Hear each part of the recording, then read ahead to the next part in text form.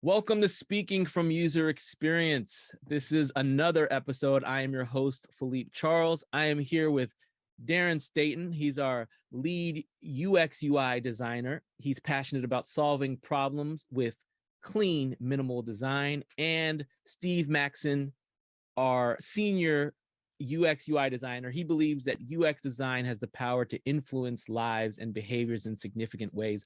It's always a pleasure to talk with these two guys, and this one's going to be a really good talk because we're talking about emotional design. So let's just start right off the top. How are emotions and design related? I guess I can start off. A lot of people associate emotions with art, right? But people don't realize that design it evokes the same reactions and feelings, right? It's the reason you keep using products and the reason you keep going back. Simply put, it makes you feel good, right? I think TurboTax is a good example. For instance, like if you're someone who hates doing their taxes, and you also want to be someone who wants to take ownership of their taxes, right? You may employ the product TurboTax. And then after using the products, right, your stress levels are reduced and you have a feeling of pride because you did it yourself, right? But that's all design, right? It's part of the intuitive design user experience. So the feelings that you get while interacting, using a product, right? It's not just it doesn't just happen, right? Products have to be good, and that's part of creating a good user experience, right? It's all about giving positive feedback or positive reaction and positive emotions. So same way you use products that you hate, right? They give you bad emotions and stuff like that. So emotions is part of design. And that's I would say it's there, it's in everything. But as far as design is related, you can design in a way to evoke those emotions. I cannot wait to talk more about TurboTax and its effects using emotional design, because my mind went so many different places when you said that, and now I really want to design some tax software and really play on emotional design, especially when you find out that you owe the government money.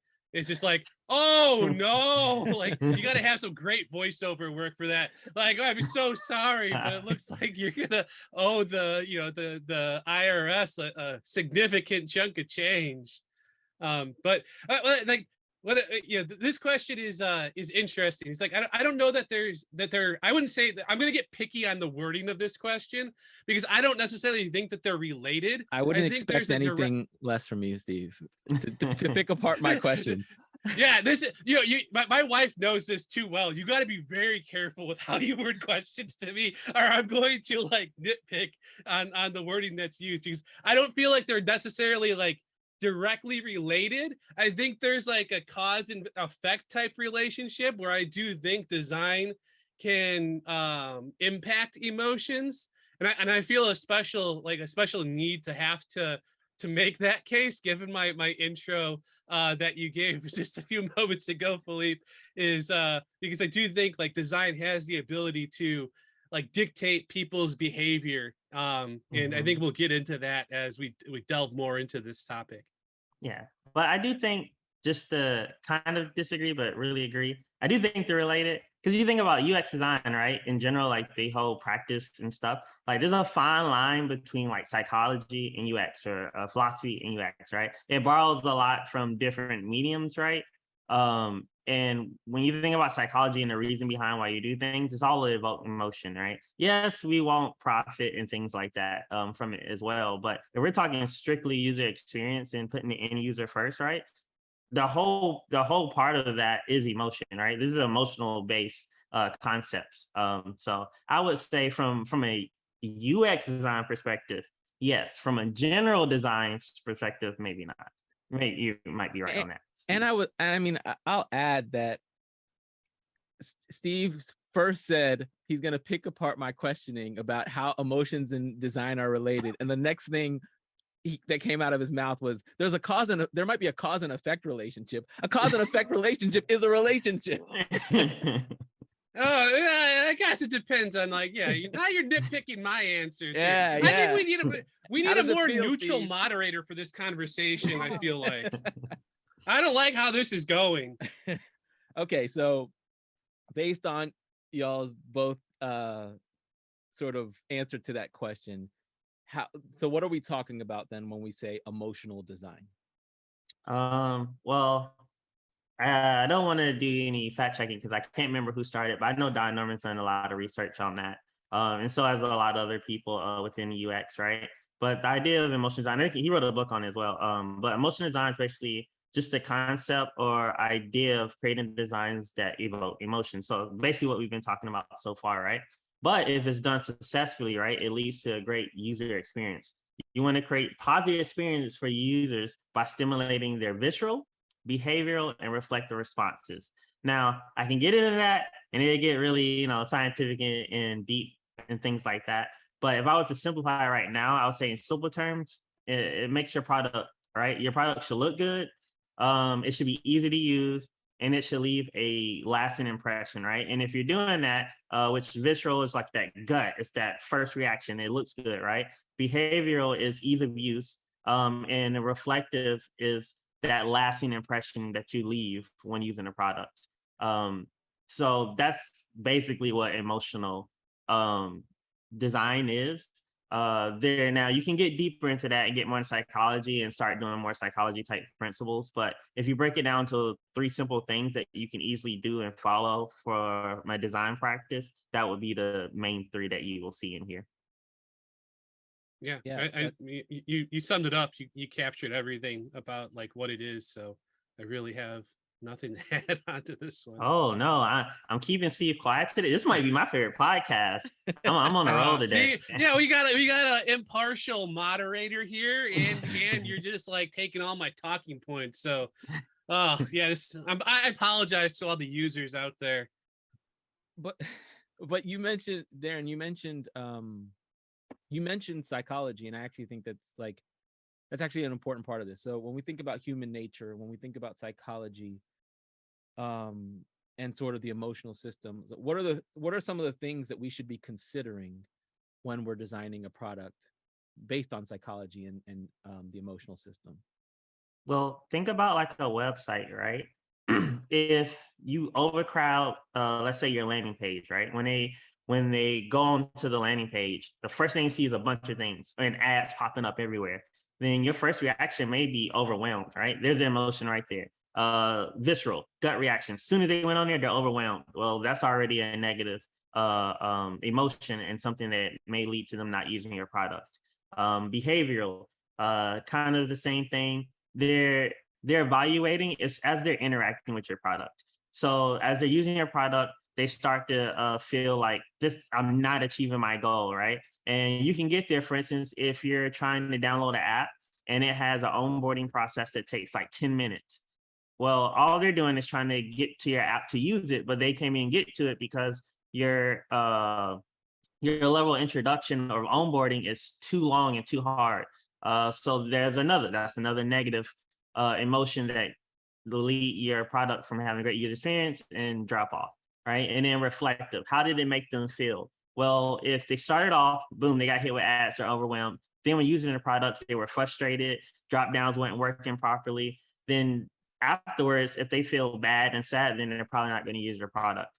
So I would say those are like tips and tricks. So it's all about like being intuitive about the way you design your interface that will lead to positive reactions. Yeah, and as far as what you should consider, I'm gonna throw something out there, but like the human brain is incredibly powerful and incredibly complex, and I'm not claiming to be an expert on the human brain, but I think you can see by just looking at world events for the past couple of years, it's also easily manipulated. And to go into that a little bit more, like I think one of the key points to understand is of how you can tie emotional design into more, I guess, like scientific ways to think about it, instead of just like think of it as these random emotions that people might experience, is dopamine in the brain, and dopamine is a chemical that the brain releases that is strongly tied to motivation in humans and other living creatures for that matter. So the most obvious example to point to is eating or drinking. When you eat or drink, the brain releases dopamine in order to motivate the creature, the human, to continue to do that behavior because it's necessary for them to survive. And so like that's like a simple example. Going a little more complex, but still an easy to grasp example would be think of Mario, the Mario video games, right? Collecting coins. When you collect a coin, you get that nice little chime sound when you get it, and you see the number tick up in the corner, and then yes, that is adding towards a goal of like earning a 1-up. But you see in some Mario games that are out there, people will reach the maximum number of lives that you can have, but they're still collecting coins because it's releasing dopamine each time you do that because it's like a positive interaction. And so like those are like, I think I'm just trying to give like two really easy to grasp examples. And then like, because then I think if you can take that, you can understand how that works, then you can start to apply that to whatever it is that you're working on, whatever it is that your business is trying to achieve. So I think, yeah, dopamine, understanding dopamine and like how that affects like, the brain is, I think, core to this whole conversation. Yeah. I could totally see that. And I think the example that you gave of Mario is like the extremes of the example, like Mario versus like life needs, shows sort of like the span of how necessary on one hand and maybe not necessary but still effective on the other end. But also it starts to tell you how companies can potentially misuse dopamine hits. And I won't name a social media, but we know that social media is often the villain that we have in our crosshairs when we talk about using dopamine to get to push behavior forward that's desired for the social media platform. But what are some of the ways that we can apply emotional design, hopefully more responsibly, but what are some of the ways that we can apply emotional design in product development or apps, websites, whatever it is? Well, it's funny, we actually touched a little bit on it during the last podcast, right? Talking about personalization, things like that. So I would say, for one, make your design stand out, right? Don't be afraid to stylize and customize your branding. People forget, like, color from a basic perspective, right, is emotional. And people already kind of know that, right? When you see red, it helps you notice, but also makes you hungry. That's why McDonald's and a lot of places use those colors. Like, we've all heard these things before. And it's true. It's the same thing with digital products, right? Color evokes emotions. You might use blue or purple. We're doing health and nonprofit stuff. Like, you'll see everyone kind of uses those general color palettes, but at the same time, it's about standing out and stylizing and making your product personable. People love to be a part of products, right? Same with Apple, right? Apple really digs down and ties into that philosophy. So when people have Apple products, not only do a lot of them like the technology and things, the products, and it does what it says it does, but a lot of them are also tied to the feeling that you have of walking around with an Apple product, right? Luxury or a sense of minimal design and all that, and status. So that's all a part of that, and that's all emotional sides of that. So I would say make your product stand out, make it accessible. You can't escape accessibility. If it's not accessible, it's going to lead to frustration, which is going to lead to a bad user experience and negative emotions. You want it to be readable, reliable, and have great color and contrast. Make your product personable. Like I said, personality, but think about it too, as in like your copy. It goes all the way down to your content you're writing. Don't just use generic terms like learn more, right? Use some of those fun terms like get to know us or check out our awesome product. Add some personality to your writing. It shouldn't feel robotic or cold. So I think that's a big thing. And one thing that me and Steve may or may not disagree is storytelling. You gotta I knew you were gonna go there. You must evoke storytelling. Everyone likes a good story, and I think using imagery and media to paint a brighter picture, your product should take someone on a ride. And if you think about like Starbucks or Airbnb and those companies, right, their products tell a story. When people use their products, they feel they're evoking people to blend or fill into a certain type of imagery. Right. And those are some of the best products. It's because we believe in their story and we can see ourselves in their product. So therefore, you buy into it. Right. It's part of that emotions. And I would say focus on the little details like warnings, error messages, pop-ups. People forget about those. But when you see those, like everyone sees that 404 error page, right? It just brings fear or doubt, and you're like, oh, this sucks, right? But when you can do stuff, like I don't know, MailChimp and all those have like these funny 404 pages that kind of reduces the stress and anger and anxiety that those pages bring. Like you got to remember to put those little touches in there because people notice that and they're going to want to use and keep your product. If you're at the point, I would just like to say, if you're at the point where you're really putting a lot of effort into making these clever or funny 404 pages, you're really scraping the bottom of the barrel there, and your time is probably better spent.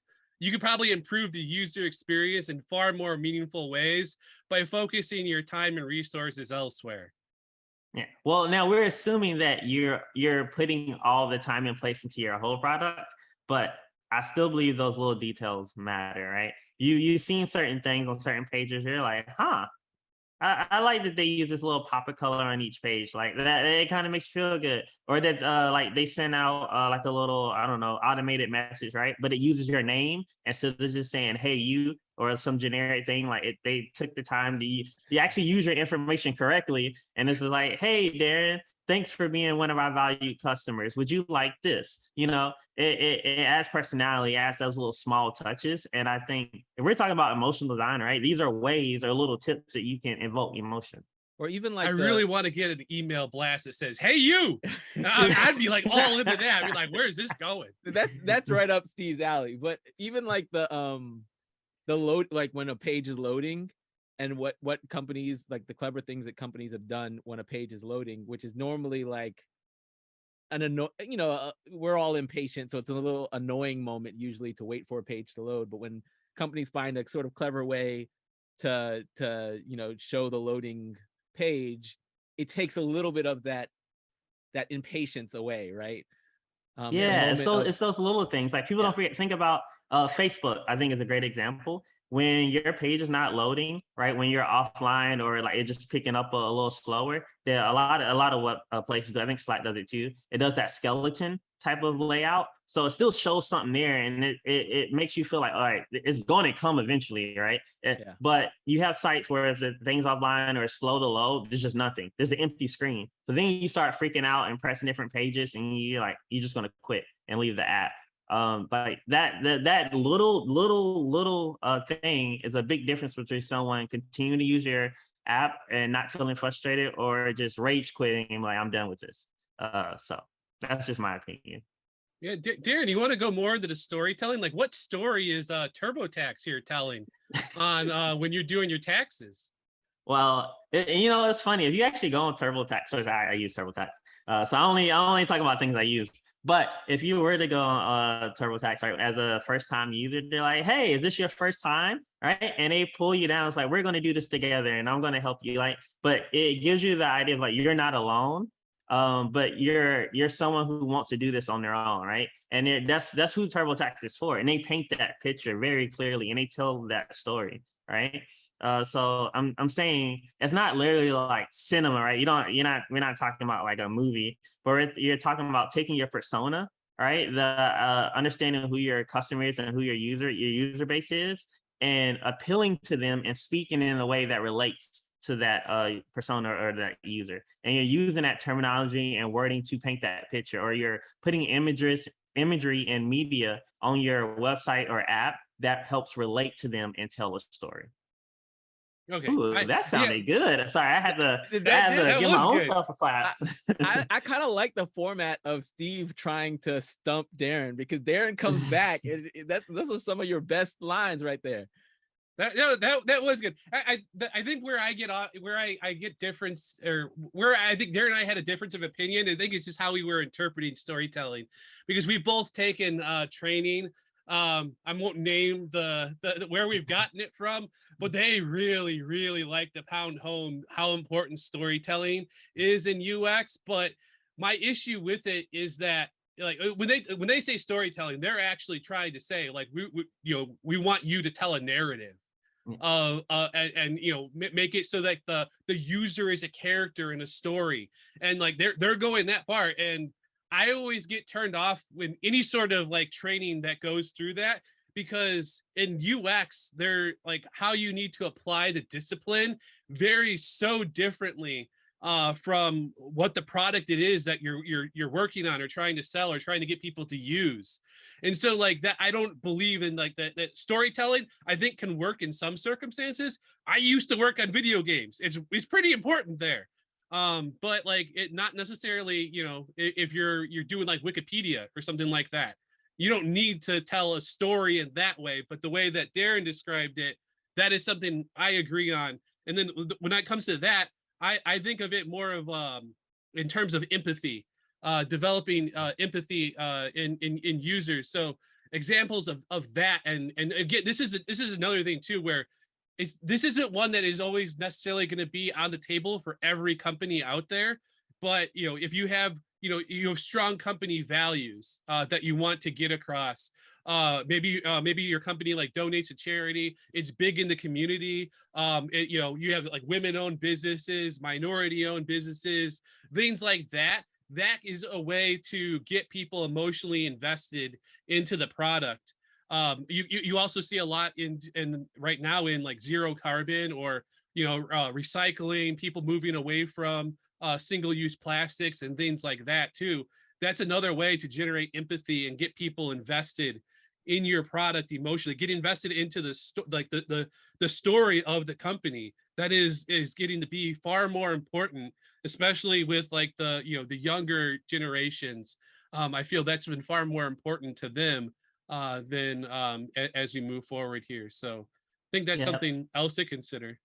No, I definitely agree with everything Steve said, and actually made me ponder a point and think about something too. Like, a lot of products we named, or examples we named, are client-facing products, or outward-facing products, right? When you think internal, emotional design is basically, at its simplest terms, is just understanding the user. You just need to understand the user and how you want them to react to your product. So same thing for internal products, right? They don't need a giant story, like he said, like Wikipedia is internal, but I'm saying like something similar, like an onboard, like a dashboard, right? Internal dashboard system. You're not gonna do a whole storytelling thing. You don't need to do that. They're simply trying to do a job, right? But the other things still apply, making it accessible, making certain things stand out and making it understandable and clean. You want that gut reaction, like, oh, this I can get my job done with this. This is simple. It's not too many things. It doesn't look complicated. So I think that is a way to look at it too. And then there's apps that kind of try to bridge the gap. I'm not going to name them because I know some of us have strong feelings about them, and we may or may not use them. But the point is that I think you have to understand who you're talking to and know that some of these tips or things you don't need to apply to everything, right? You have to understand when to use and when not to use certain things. Yeah, and I think when I think of storytelling, and it's really interesting because each episode that we've done of this podcast, we sort of gotten like to this idea that UX sits really close to branding and often overlaps branding, right? And and I think this is definitely one of those topics where you look at branding and you look at UX and it's hard to see the difference, right? And when you mention storytelling, I think of the literal telling of a story, which is possible in some cases. It's not necessary in every case. I look at it could be the story of a potential customer trying to do whatever task, right? You see those all the time where, a person fail, like the infomercial style, where like, oh, they're trying to do something, they fail, and then they do it with your product and they succeed, right? That's a story that you've created. You can also think of what Steve said about storytelling, like what is the company story? What sort of parts of our mission and parts of like what drives us do we tell and show and give to the user to help them potentially choose to work with us. But then there's also storytelling that is like the story that is currently going on with the customer. What is that customer trying to do in that moment? And who are you? What is your role in that story, right? You're not the hero, you're some sort of guide or supporter to that customer story. And so you may not tell the whole story, but you're designing sometimes in place to think about how do I put those the interactivity or the features in place to help them complete their story better. So I see storytelling Correct. in a lot of different ways. Yeah, I think the way you communicated that last point is exactly it. And I think it's like Slack, right, tells a story. Like we obviously see that it speaks to designers and developers, and that's who it was made for. But they do that by incorporating certain points using hashtags or DM, like having that kind of funny nature instead of that more conservative, rigid type nature to their messaging and process and meetings and things like that. So it's speaking to those people who, you know, may be sitting at home, sitting in the dark behind a desk and things like that, or want something a little bit more light and vibrant and easy to chat. So it's not, they're not literally telling a story, but they're doing it through their use of components, language, and symbols and icons. Yeah, Steve, you had mentioned dopamine earlier. Like, what are some of the ways that we can, you know, sort of think of dopamine in a way that's positive, that obviously it's a good feeling, right? So it's tied to this idea of emotional design. How can we design with like thinking about, you know, dopamine responses? Yeah. So, well, one thing that I was thinking about too, and it ties into what you were talking about. One of the negative things that you were talking about earlier with like social media and things like that. But when it comes to emotional design, I think a lot of like e-commerce or any business that where you're trying to sell something as opposed to being like a resource or something educational, that's open. But I think of like how to use animation to trigger dopamine, and you can do that in a lot of different ways. Just like by like if you have like a portfolio, for instance, and you want to sort it, sometimes you see it where you choose the sorting option, and then the items move around. You can see them actually moving. Or you have like a table of information and then you change the sorting on it, you can actually have the rows like animate up and down and things like that. And that triggers, it's aesthetics, but it's also more visually pleasing to see it move in that way. And then so that triggers like a dopamine release. And another example that actually we've done in the past, but then like it came up too recently on a project that we were working on the CrossComm site. But the developer here, Zach, he did it where when you completed, I think you filled out a form or something like that, and then we had like a confetti explosion go on in the background behind a modal. It was a very subtle thing, but that is going to cause a dopamine release because it's like you're rewarding the user in a way. You're telling them like what you did was like a positive interaction, and then like at that point, like that user's journey is likely over. Maybe they go back in, they dig a little bit deeper, but their journey on the site at that point is typically over, but they're leaving on a positive note, on a positive experience. It's a very subtle thing. And I think it becomes more, things like that become more important when you have like especially like a software as a service where you're having people continually go back, like rewarding them with positive behavior. We're working right now on a health platform for people to track working out, eating healthy, and things like that. And we've taken a lot of that, like that emotional design, using these animations, and what Darrien talked on earlier too, the wording. Wording is something that is very important and is often mislooked or overlooked especially by younger designers. But wording on buttons, wording on the positive reinforcement when they've completed an action, to encourage them to continue to go through that behavior. It all ties together in getting people to become repeat users or to be able to perform that behavior over and over again. Yeah, I like the way you put that, and a lot of like what you were talking about, sort of like the impression that somebody has after. It ties in with what Darrien was saying about like the reflective part. Like we talked about visceral, behavioral, reflective, and that's sort of like, what do they think of after they leave? What do they remember?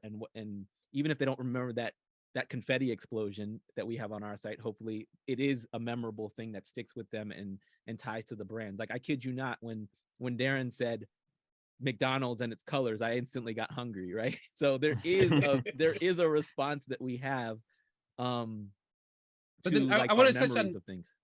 I want to touch on too, like that, because I realized I talked into it in a circle, but I touched on like a negative topic, which was, I said earlier, I worked in the video game space. One of the things that's like kind of like a hot topic is loot boxes, or you see like packs in Madden and FIFA and big games like that. But the idea of all of these things is and then it goes outside of video games too. This goes you have like blind purchases where you buy something, you don't know what is inside there, but hopefully it's something good, and there might be different rarities of it and things like that, and it escalates in price. But then when you buy one of these things, like you'll notice, like in the UI, especially when we're looking at video games in particular, the UI for these like pack openings is usually the most polished UI you're gonna find in the entire game, because that shows you like these companies that are making millions of dollars, billions of dollars in some cases on these systems, like in FIFA and Madden, that there's a lot of importance in making sure that experience is very positive. You want to give a positive emotion. You want them to, when they crack that pack, you want them to be like very excited and leave a positive impression on the user. So that way even if they don't get what they want, that they're going to go back and do it again because they want to go through that process. It becomes almost addictive in nature. So there, that's where like, it's negative in some ways. It's somewhat manipulative, like I mentioned earlier. But at the same time, like, I've said it before on this podcast, like these are businesses that we're talking about, and like businesses' goal is to make money. And these practices, while they are, I agree completely, they are manipulative. They work. They work a lot more than just selling the user, than what they want. And we're starting to see like the consumers start to demand, and governments too, in Europe especially, start to demand that these companies move away from these systems because of that. But until governments intervene, you're going to continue to see this be a thing, because it makes significantly more money than just letting the user buy what they want. Yeah, attaching that emotional side. Trust me, Chick-fil-A let me know it was my birthday, and I definitely cashed in my reward earlier today. So, and I felt pretty good about it. So it definitely works. But you can also see like the extremes, right? Like you're talking about like gaming systems, and certainly we talk about like gamifying like responses and to get those dopamine hits. But let's go back to TurboTax, right? TurboTax is on the other extreme, but Darren's whole point there was the feeling of I'm able to do this myself and the satisfaction, and there is still dopamine responses that you can have at the end of completing something within something like TurboTax. So dopamine doesn't have to be a bad thing, right? Or playing on psychology doesn't have to be a bad thing. You talked about Steve earlier. You talked about a health app that we're working on, and there's gamification around doing healthy things. And so manipulative is a word that I think could go with a lot of these things, and I think it's true. But I think that you can responsibly use these things in ways that that benefit the user and help them do the end goal that they were trying to do in the first place.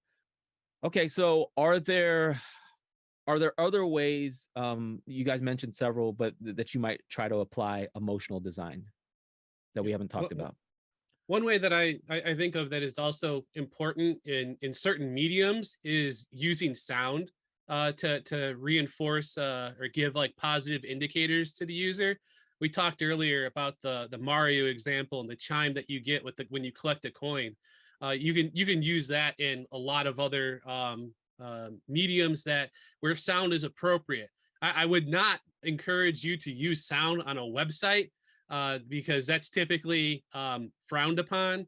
If you are going to use sound on a website, you need, I think it's a good idea to get permission from the user to have them opt into it, as opposed to like auto opting everyone in, then having an opt out.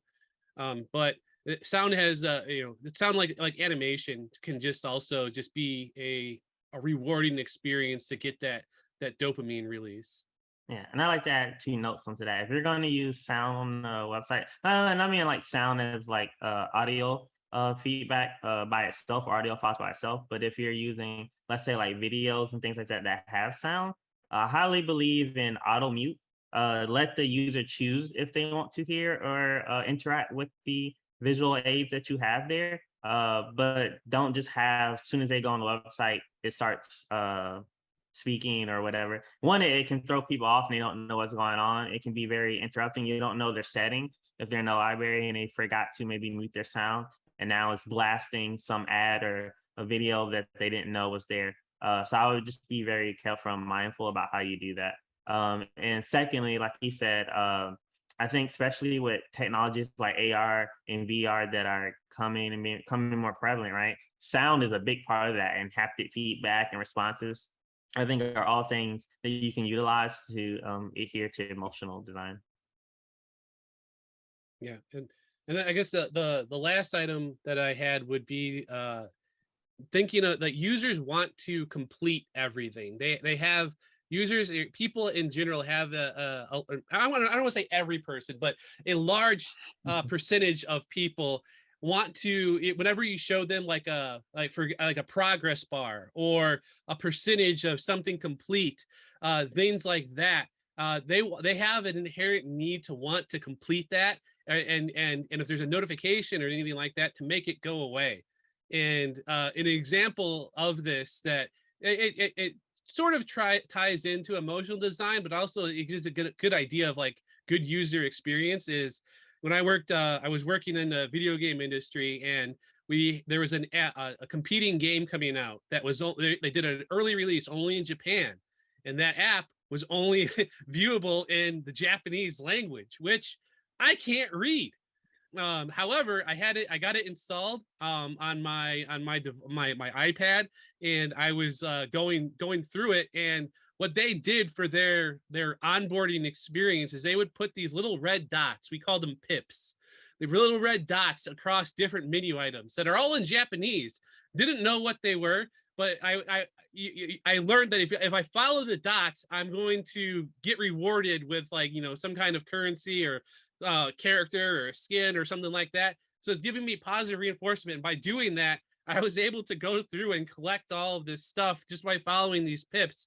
And then that taught me then too, like whenever I see that pip, I need to follow it because good things can come from it. So like that like bridges that line a little bit, like I said, for emotional design, but I still think that's like a good little tidbit. And then like you can use that in conjunction with other things. Like they did it with like by offering rewards. Not everyone's gonna, not every piece of software that you have out there is gonna be able to offer rewards, but there's still that inherent desire or need in people to have things completed, because you can also think of like how many sites where you go and complete a profile and they show you that your profile is 97% complete.